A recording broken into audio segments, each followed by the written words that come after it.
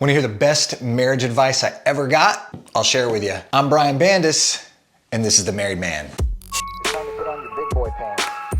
All right, boys, let's get to business. This is The Married Man, where we talk about what matters most, and that is bringing your absolute best as a father and as a husband. By the way, don't be intimidated by my new tattoo. My 9-year-old got a tattoo marker set for Christmas, and so he drew this cool dagger on my arm. Try not to be intimidated, but I understand if you are. So here's the best marriage advice I ever got, and it is beautiful in its simplicity. And I will start this video by telling you that I cannot claim that I do this all the time. I can't even claim that I nail this a solid day at a time, right? But if I did, it'd be awesome. The advice I got was this, and it's very simple. Each partner in the marriage needs to focus on what they can give, not on what they can get. And that helps in two ways. First of all, if I'm focused on what I can give, then I am constantly trying to learn about my wife and understand my wife better. I want to know how she receives love, learn her love languages, and try to express and show love to her in those ways that are most meaningful to her. And my focus is on actively trying to figure out, what can I give to her? How can I support her? How can I love on her? How can I make her life easier, her day more enjoyable? And so then she in turn is having this really wonderful experience where she feels cared for, she feels safe, she feels supported, she feels loved. All of those things that everyone, man and woman, want to feel in their marriage. And the second benefit when you're operating this way, and it's beautiful, is that when I'm focused on what I can give, I'm therefore not focused on what I think I should be receiving, on what I think I'm missing out on. My focus isn't on, I wanted X, Y, and Z and I didn't get it. Where's my,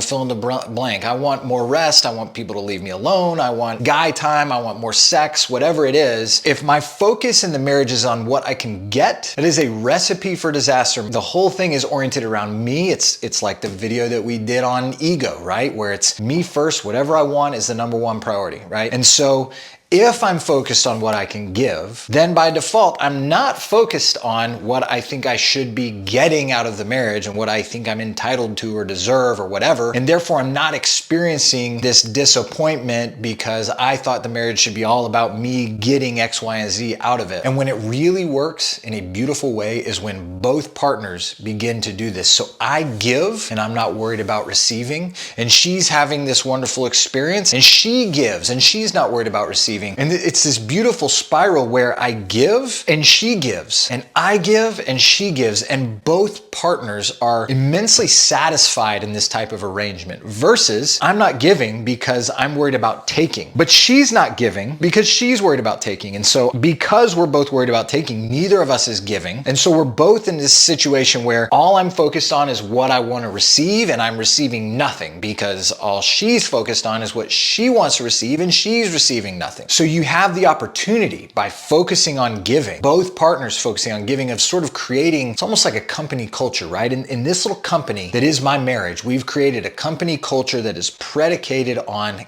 giving, and the focus is on giving. And when that becomes the culture, so to speak, of the marriage, then you get that beautiful cycle of give, receive, give, receive. Now, if you're over there and you're going, man, I would love that, but I'm telling you right now, my wife's focus is not on giving, it's on receiving. I hear you. And I know there's people in that position. And the way that that can change is that it can start with you. So I'm challenging you as the husband, as a man, to go, all right, I'll be the first to give. Set the tone. Begin to create that culture yourself. And listen, it might take a long time. You might find that you're the only one who is giving oriented for quite some time. If you guys have a long track record of selfishness toward one another, it's not going to change today with the first selfless thing that you do. But you can, through servant leadership, begin to say, actually, here's how I'm going to act in our marriage. And I believe that over time that will shift the way that you interact with one another. It might be a while before you feel like you're receiving something that's equal to what you're giving, and that's fine. All right. I feel like I have to tell my kids all the time, hey, everything isn't going to be even, right? My piece of cake is smaller than his piece of cake. Like, okay, welcome to life. Like, things aren't going to be even. And especially in a marriage relationship, the goal is not to make sure that we have some ledger and everything's even. I can't control what my wife does. I think we all know that from experience, right? If she is not giving in the way I hope, I can't control that. But what I can do is shift my focus from what I wish I was getting to